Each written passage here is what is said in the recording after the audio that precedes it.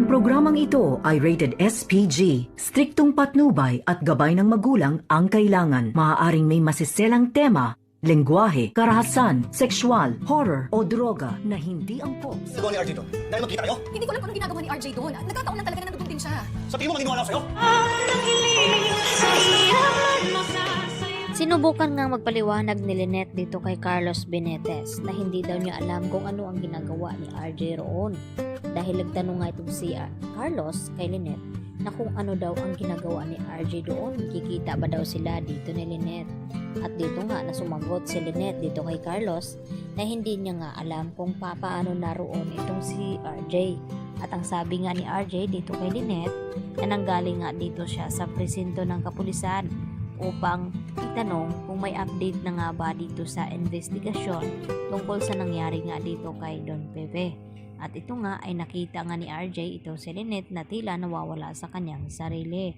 At kaya naman nilapitan niya ito at dito nga dahil sa takot ni Lynette ay napayakap nga siya dito kay RJ. Kaya yun ang nadatnan dito ni Josa na naroon nga itong si RJ. Dahil tumawag nga itong si Carlos dito sa cellphone ni Lynette at itong si Josa ang nakasagot. At dito nga na ibinigay ni Josa ang address kung nasaan sila kaya agad na pumunta roon itong si Carlos at nadatnan niya nga na magkasama itong si na RJ at itong si Lynette at Josa. At dahil dito, tumindi ang selos dito ni Carlos at dito nga na hinila palabas ng restaurant itong si Lynette. Kaya nang makarating na nga sila dito sa tahanan ni Carlos, ay dito na nga na nag-usisa ito kung ano daw ang ginagawa ni RJ roon at niloloko ba daw siya dito ni Lynette. At mariin naman na itinatanggi ni Lynette na walang ganon.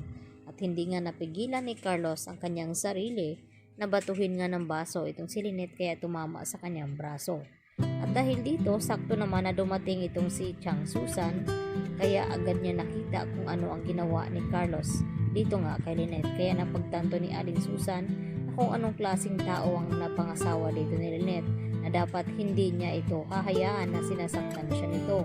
At ito na si Aling Susan ang mangingialam na dapat hiwalayan siya dito ni Lynette dahil hindi deserve ni Lynette ang ganoong klaseng tao. Samantala, labis naman ang pag-aalala dito ni RJ dito nga kay Lynette dahil kung mahal daw talaga siya ni Carlos, dapat hindi lang sa pagpapahinga ang ginagawa ni Carlos dito kay Lynette, dapat daw ay inalagaan niya nga ito dahil napansin nga dito ni RJ na parang lumalala na nga itong trauma ni Lynette kaya agad naman na nag-alala ito at dito naman niya na sinangguni dito kay Doc Meneses na dapat daw hindi ganoon ang mga pagtatrato dito ni Carlos kay Lynette at nagbigay naman ng pahayag itong si Doc Meneses sa kanyang kaibigan na sana daw ay ibigay na lamang ni RJ ang kanyang pagtitiwala dito kay Carlos at pag-aalaga dito kay Lynette dahil asawa na nga raw ni Carlos itong si Lynette at labas na nga siya roon